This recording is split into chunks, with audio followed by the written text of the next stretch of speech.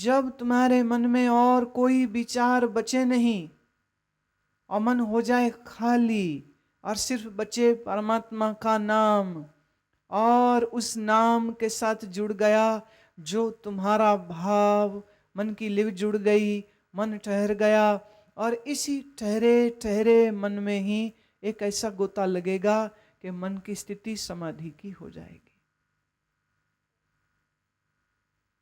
ये नाम से संभव।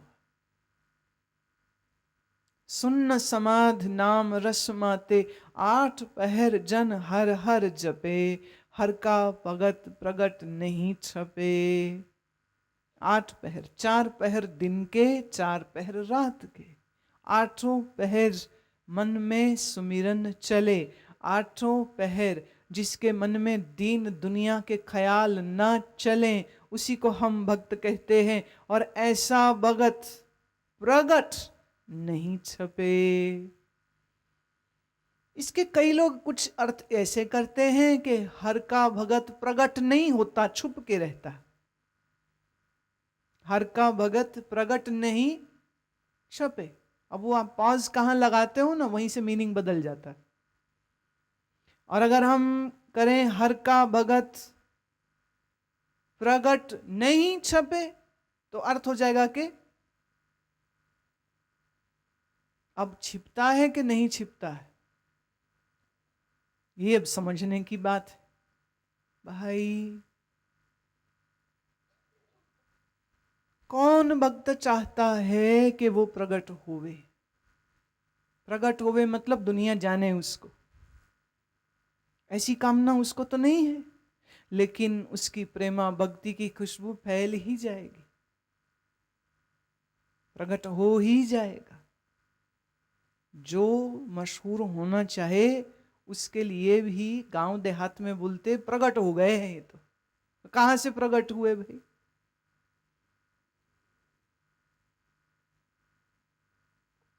एक आदमी चाहता है दुनिया मुझे जाने, और कोई जानता नहीं है। भक्त चाहता नहीं उसे कोई जाने, लेकिन वो प्रकट हो ही जाएगा। सोचने की बात है। कहां? बनारस के छोटे से देहात में पाए गए एक बच्चे को सालों बाद, सदियों बाद, आज भी हम संत कबीर साहब के नाम से याद करेंगे। कौन जानता था? जिनने उनको पाला, नीरू नीमा, क्या वो जानते थे कि कबीर ऐसे मशहूर हो जाएंगे? कबीर ने चाहा था वो मशहूर हो जाए ना। गोविंदवाल के एक छोटे से कस्बे में पैदा हुए अर्जन देव, गुरु अर्जन देव हो जाएंगे और तमाम दुनिया को सुखमनी साहब जैसा अद्भुत ग्रंथ देंगे। ऐसा उन्होंने सोचा था कि मैं ऐसा महान काम कर जाऊं कि दुनिया मुझे याद रखे ना। उनकी तो सहज अभिव्यक्ति है ये। It is just a natural expression when he was overwhelmed with great devotion and love, these verses happened। याद रहे, गुरु लोग शायर नहीं थे कि जिन्हें शायरी लिखने का शौक था। फकीर है, संत है, बंदगी करता है। अब बंदगी करते करते में कुछ पंक्तियां आ गईं तो बस वही बाणी है। यही कारण है कि आप पूरे सुखमनी साहब में एक बार भी गुरु अर्जन देव का नाम एज ऑथर नहीं पाओगे। कहीं उन्होंने ये नहीं कहा कि मैं अर्जन देव ये बात बोल रहा हूं। नानक शब्द आया, उनका नाम तो नानक नहीं है, वो तो गुरु नानक का नाम था।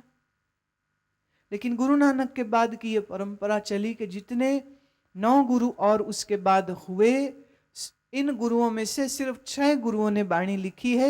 6 के 6 गुरुओं ने अपने नाम का उपयोग नहीं किया, वो नानक शब्द ही चलता आया है। उन्होंने ऐसा कभी नहीं कहा कि यह बाणी की रचना हमने की है। वो कहते थे नहीं, ये वाणी हमें आई है, उतरी है। ज्ञान पर हम अपनी छाप कैसे लगा दें? हम कैसे कह दें इसको हमने लिखा है? तो ये किसी आम शायर की शायरी नहीं है जो तुकबंदी करके पूरी कर दी गई। ये भक्त के परम शांत मन में जो ज्ञान झरा, जो ज्ञान उतरा, उसी पंक्तियों को, उसी वाणी को हम गुरुवाणी कहते हैं। हर की भगत मुकत बहु करे, नानक जन संग के ते तरे। जो हरि का भक्त है वो मुक्ति के लिए बहुत यत्न खुद करता है, लेकिन अजब बात देखिए, उसकी साधना को जब फल लगते हैं वह आप ही नहीं तरता, अपने साथ कितनों को तार देता। एक आम आदमी पैसा कमाए तो वो पैसा या खुद खाएगा या अपने बच्चे को देगा, बांट नहीं जाता है। लेकिन गुरुओं ने जिस ज्ञान की कमाई को किया, वो कमाई उन्होंने पूरी दुनिया में लुटा दी। ले लो भाई, सब ले लो, सबके लिए खोल दिए, सबके लिए। मेरा यह मानना, वाणी सिर्फ सिखों के लिए नहीं है, वाणी सबके लिए। इसलिए तो हरिमंदर साहब को मैं ये मानती हूं कि पूरी मानव एकता और मानव के परमेश्वर के प्रति प्रेम के का अगर कोई चिन्ह है तो वो ही, जहां 4 दरवाजे, सब तरफ से आओ, कोई आओ। और मैं ये भी कहना चाहती हूं कि आपने ऐसी कोई पाबंदी भी नहीं लगाई थी कि इसको सिर्फ अमुक आदमी ही खोलेगा और दूसरा कोई पोथी नहीं खोल सकता। उन्होंने कहा था इस पोथी को कोई भी खोले, कोई भी पढ़े, कोई भी इससे आकर के ज्ञान का प्रसाद ले सकता है। ऐसी कोई रिस्ट्रिक्शन नहीं थी।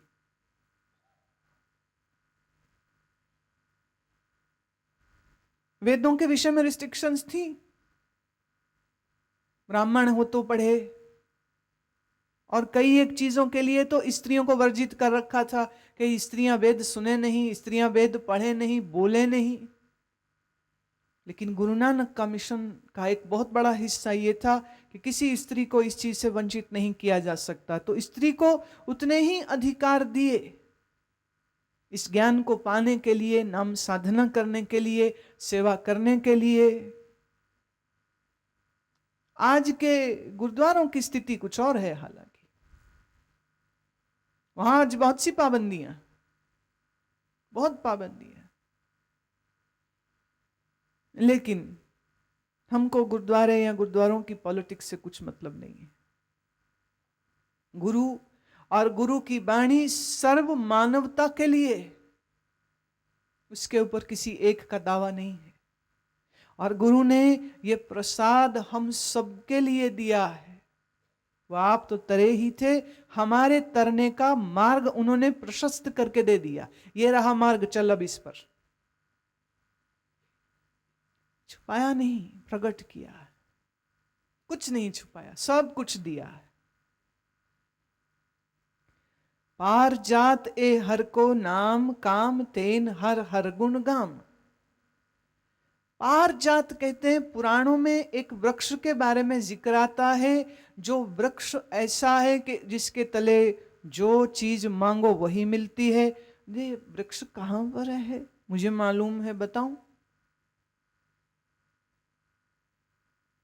पुराण कहते हैं स्वर्ग में है, तो मरो और जाओ।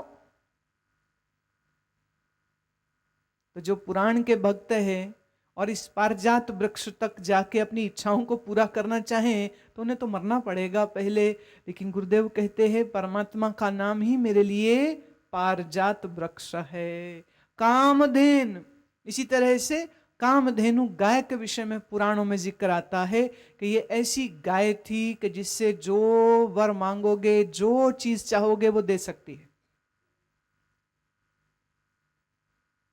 कहते हैं ऋषि वशिष्ठ के पास ये कामधेनु गाय थी, और इस गाय को प्राप्त करने के लिए राजा विश्वजित, जो बाद में विश्वामित्र नाम से प्रसिद्ध हुए, उनको लगा कि ये साधु सन्यासी क्या करेगा कामधेनु का, इसको तो मेरे पास होना चाहिए। तो उन्होंने युद्ध कर दिया और वशिष्ठ जी के 100 पुत्रों को मार दिया उस गाय को हासिल करने के लिए। जब युद्ध खत्म हुआ और वो आया तो वशिष्ठ जी उसको देख के कहते हैं, राजन अगर यही चाहिए थी तो आके सीधे मांग लेते, इतनी लड़ाई करने की क्या जरूरत थी, ले जाओ। अब उन्हें समझ नहीं आया, मैंने इतनी लड़ाई करी, ये आराम से मुझे दे रहे हैं। बोले तो आपको कोई कष्ट नहीं होगा, आपको कोई तकलीफ नहीं होगी इसके बगैर? कह रहे उसकी फिक्र मत कर, मेरे पास परमेश्वर है, मैं इस गाय पर डिपेंडेंट नहीं हूं कि ये होगी तो मेरा काम चलेगा और ये नहीं होगी तो काम नहीं चले। ले जाओ,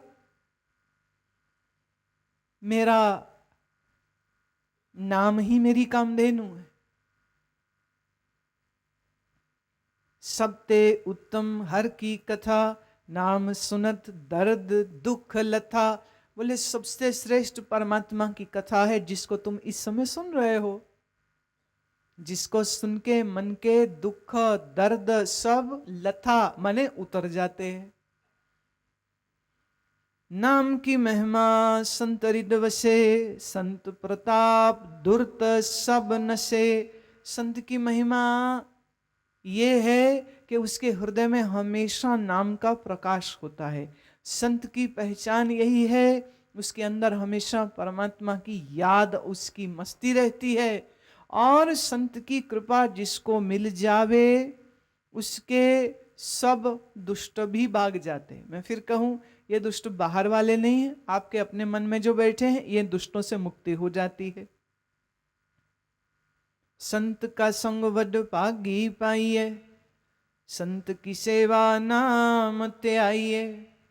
अब संत का संग किसको मिले? बोले ये बड़े भाग से मिलता, जिसके हृदय में नाम का प्रकाश है, जिसके हृदय में परमात्मा का जस है। ऐसे महात्माओं का संग कहते ये मुश्किल से मिलता है, ये बहुत कठिनाई से मिलता है, और ये उसी को मिलता है जिसके बड़े भाग हों। संत की सेवा नाम ध्याइए, ये बड़ी खूबसूरत बात है। सेवा मिलती है संतों को, ये सोच करके बड़े से बेईमान झूठे ठग भी संत वेश में घूमते हैं, उन्हें लगता बड़ी सेवा मिलती। उत्तर प्रदेश के महात्मा लोग ये दोहा गाया करते हैं। वो कहते थे कि मूंड मुंडाए लाभ तीन है, सिर से मिट गई खाज, पकी पकाई रोटी मिले लोग कहे महाराज। तो इतना फायदा है तो जरा सी मुंडी तो मुंडमानी है, और भगवे कपड़े पहनने पहन लो, सब महाराज महाराज करेंगे, आगे पीछे चलेंगे, और क्या चाहिए, बड़ा आसान काम है। लेकिन गुरुदेव ये कह रहे हैं कि असली संत की सेवा ये नहीं कि तुम उसको खाना खिलाओ या कपड़े लाओ या पैसा दो। संत की असली सेवा है नाम सुमिरन करना। क्या वो करते हो? कभी बड़ी एक अद्भुत स्थिति हो जाती है, जैसे कहीं गए और कोई आते हैं मिलने, वो कहते जी हमारे घर आइए। मैंने उनको कभी नहीं देखा, मैं उनको जानती नहीं हूँ। तो हम बाद में पता कराते हैं, भाई ये कौन है? ये सत्संग में आते हैं, सुनते हैं। बोले ना, मैं फिर क्यों, ये मुझे क्यों बुलाना चाह रहे? कह रहे असल में पूरे शहर में बोर्ड लगे हुए ना कि सत्संग होना है, और अखबार में इंटरव्यू आए और ये सब आए, तो ये बड़े आदमी हैं इस शहर के, तो उस नाते आपको बुला रहे। मैंने कहा लो, इसका मतलब बोर्ड पे हमारी शक्ल ना होती, बड़ी भीड़ जमा होती है, ऐसा इनके खबर ना होती, तो इनको हमसे कोई मतलब तो है नहीं, मैं इन्हें मना कर दो, हम नहीं जाएंगे। तो ये धनी आदमी बड़ा नाराज हो गया कि अरे मुझे मना कर दी। मैं भाई तेरा मेरा क्या रिश्ता, जो चीज हम देते हैं वो तू लेता नहीं, जो चीज हम करने को कहते हैं वो तू करता नहीं, तो तेरा मेरा क्या संबंध हुआ? हम तेरे घर आकर तेरे घर का भोजन कैसे कर सकते हैं? नहीं कर सकते। हम जन संपर्क विभाग तो नहीं खोले हैं ना, हमने कोई पीआर डिपार्टमेंट तो खोला नहीं है कि हमें आपको खुश करना है और मुझे आपसे कुछ चाहिए नहीं है।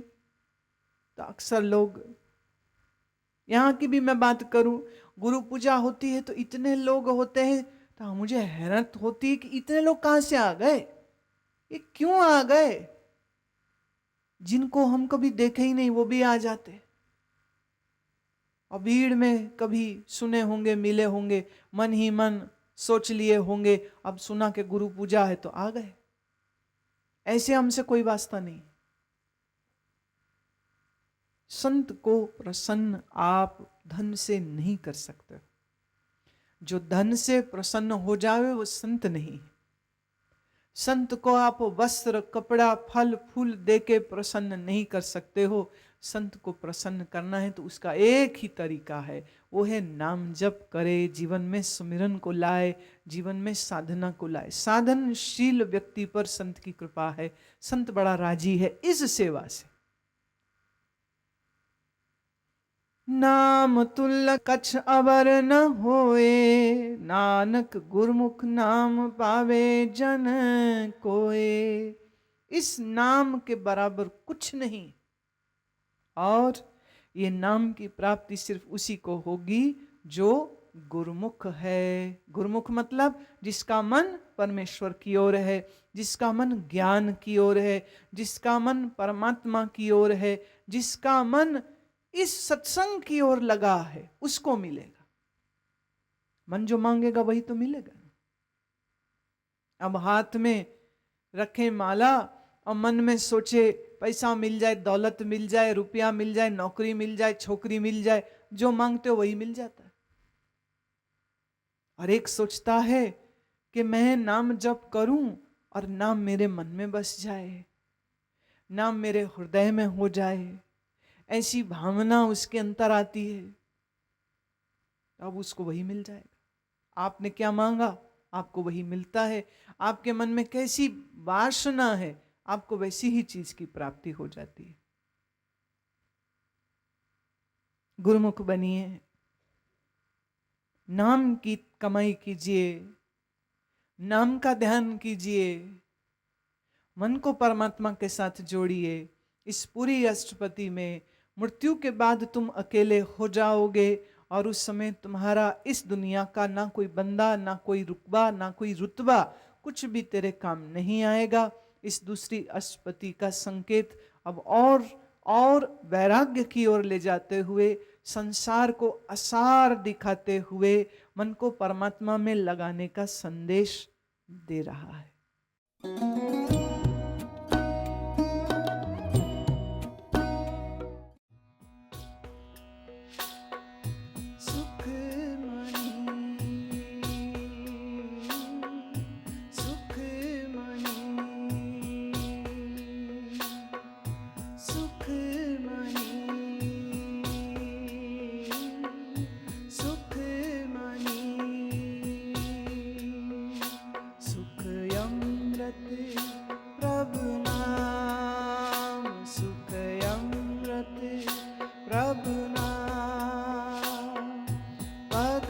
जना के मन बिसरा,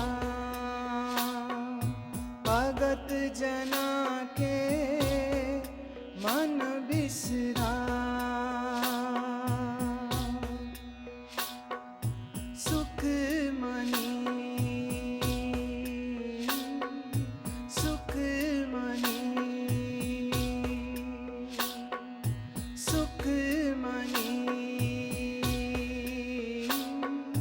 सुख मनी,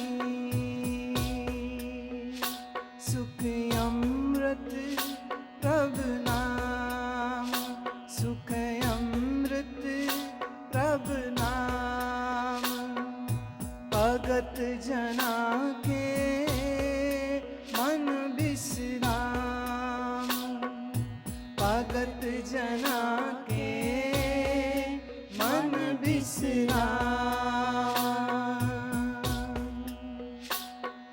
सुख मनी, सुख मनी, सुख मनी,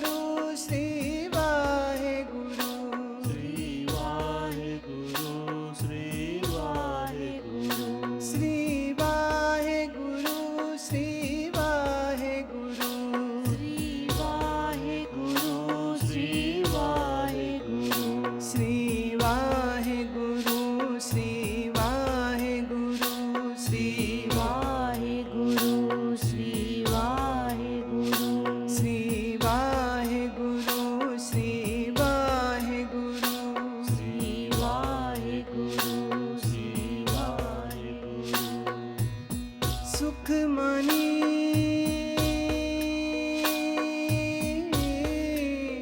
सुखमणि सुखमणि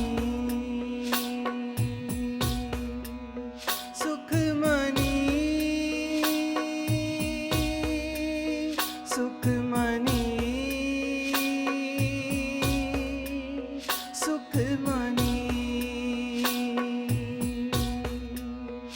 सुखमणि सुखमणि सुखमणि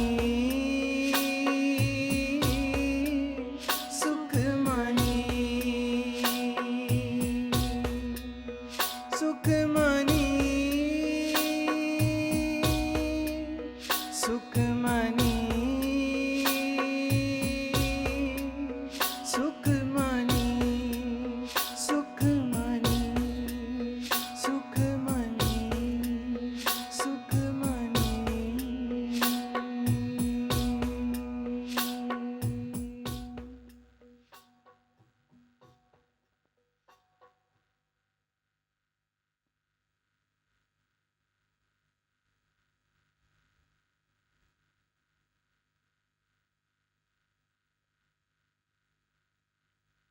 श्लोक बहु शास्त्र बहु सिमरति एके सर्व टंडोल ऊजस नाही हर हरे नानक नाम अमोल।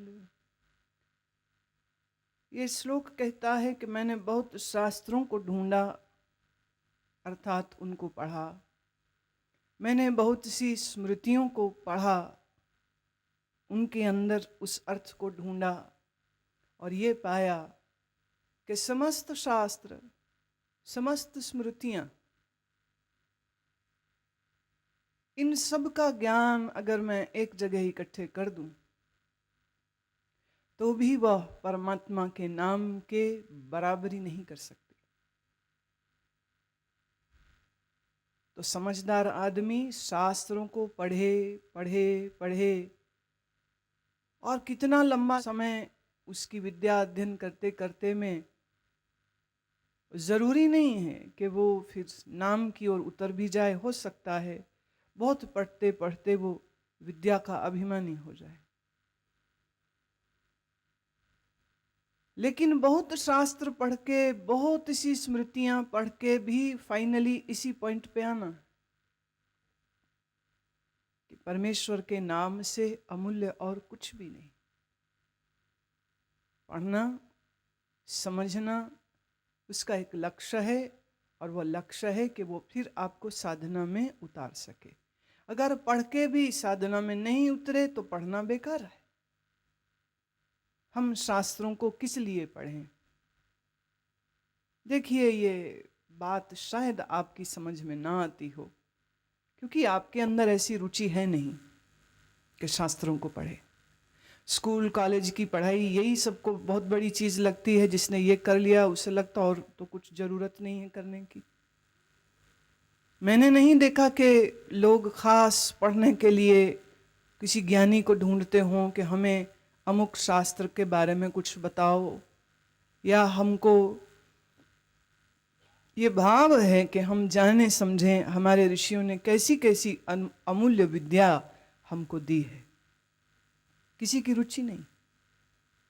लोगों के घरों में मैगजीन और रसाले और अखबारें मिल सकती हैं, लेकिन धर्म से संबंधित, आत्मा परमात्मा से संबंधित पुस्तकें नहीं मिलेंगी। उनको रुचि नहीं। आज रुचि सिर्फ एक चीज़ की है, वो है पैसा।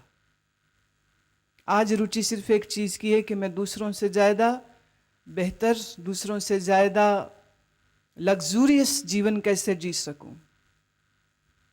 लेकिन इस बात की ख्वाहिश नहीं है कि मैं समझूं कि मैं कौन हूं, कि मैं समझूं कि ये दुनिया क्या है, कि मैं समझूं कि परमात्मा कौन है, कि मैं समझूं कि परमात्मा से क्या मेरा कोई रिश्ता है या नहीं है। एक अजब सी अज्ञानता की भांग पी है, एक अविद्या की शराब पी है, जिसमें खोया हुआ इंसान कुछ भी समझना, सीखना ही नहीं चाहता। बहुत बार लोग सत्संग में भी जब आते हैं मेरे पास, तो मैंने देखा उनकी ज़्यादा रुचि इस बात पे होती है कि आज नया भजन कौन सा गाया, आज नया शब्द कौन सा गाया, आज नई कहानी कौन सी कही, आज नया चुटकुला कौन सा बोला। उनको सत्य की रुचि नहीं है, उन्हें यथार्थ नहीं चाहिए। They are not seekers of truth. और कुछ तो ऐसे हैं जिन्हें इससे भी सरोकार नहीं होता है, समय बिताना था, कहीं जाना था तो चलो वहीं चले जाओ। अरुचि है।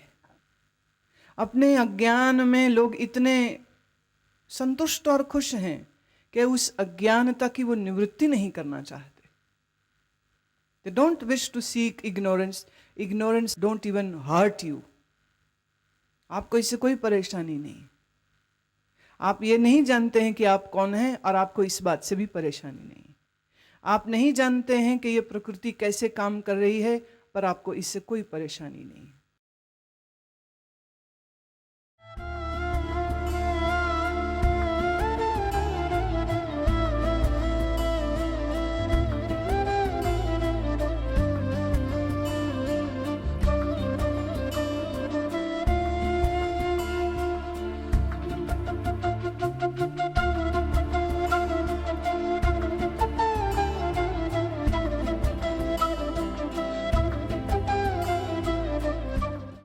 आनंद मूर्ति गुरुमा द्वारा बच्चों के लिए खास पेशकश टोयो, एक दिलचस्प कहानी।